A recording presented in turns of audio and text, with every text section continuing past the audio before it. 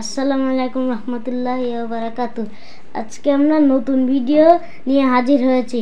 বাংলাদেশের ফুলের রাজধানী গদখালিতে যাওয়ার জন্য আমি আর আব্বু খুব ভোরে ঘুম থেকে উঠেছি। এখন বাজে ভোর 5:45। আমরা রওনা দিচ্ছি বাসা থেকে। আমরা প্রথমে মনিরামপুর থেকে বাসে করে যশোর যাব। তারপর যশোর থেকে বেনাপোল রুটের গাড়িতে গদখালি নেমে যাব। তাহলে যাওয়া যাক।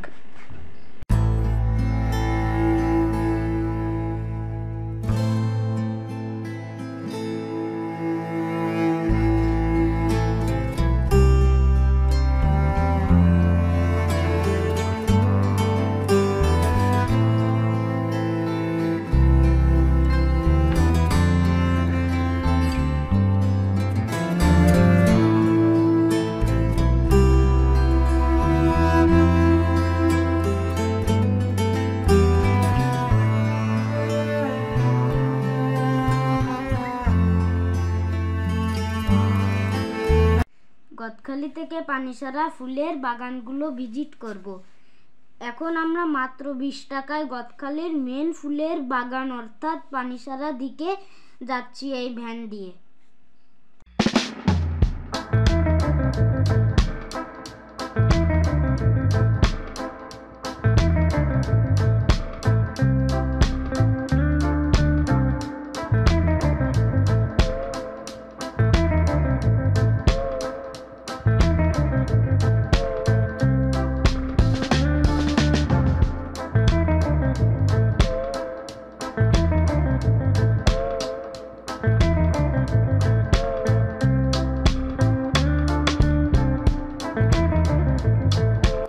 একসময় হয়তো কারো ধারণাই ছিল না এ দেশে এমন করে বাণিজ্যিকভাবে ফুলের চাষ হতে পারে, কিন্তু গদখালি এখন অনন্য উদাহরণ। ফুল আর ফুলের মাঠ ঘিরে গদখালি এখন পর্যটন কেন্দ্রে পরিণত হয়েছে। গুগল রিসার্চ করে জানা যায় প্রতি বছর গদখালি থেকে প্রায় 1500 কোটি টাকার ফুল বিক্রি হয়, যা সারা দেশের অন্তত 70% চাহিদা পূরণ করে।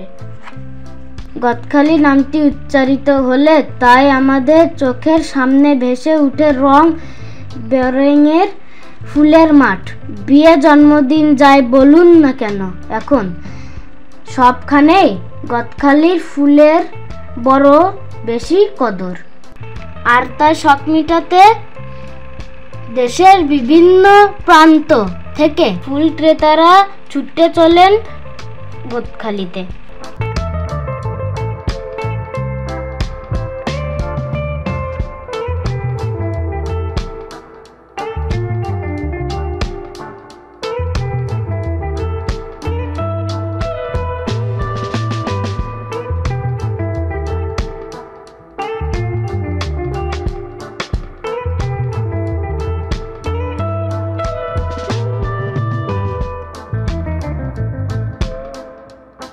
কৃষক শের আলী 1 বিঘা জমিতে প্রথমে রজনীগন্ধা চাষ করেন। তার দেখাদেখি আরো অনেকে চাষ শুরু করেন। এভাবে ছড়িয়ে পড়ে ফুলের চাষ। গ্রাম থেকে গ্রামে ছড়িয়ে পড়ে রজনীগন্ধা, গোলাপের বিমোহিত গন্ধ।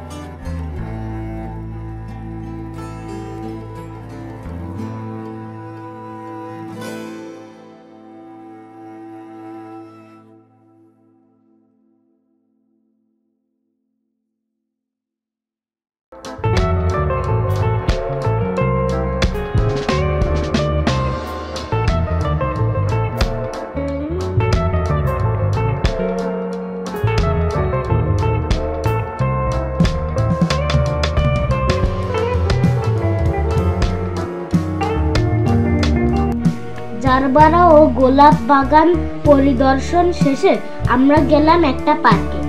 সেখানে বিভিন্ন ফুলের সমাহার দেখা যায় এবং শিশুদের জন্য নির্ধারিত খেলার জায়গা আছে। আমার সবচেয়ে ভালো লেগেছে কাঠের ঢেকি, স্লাইডার, ছোট কৃত্রিম পাহাড়, গরুর গাড়ি।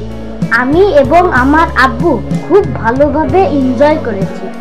আশা করি আপনাদেরও ভালো লাগবে।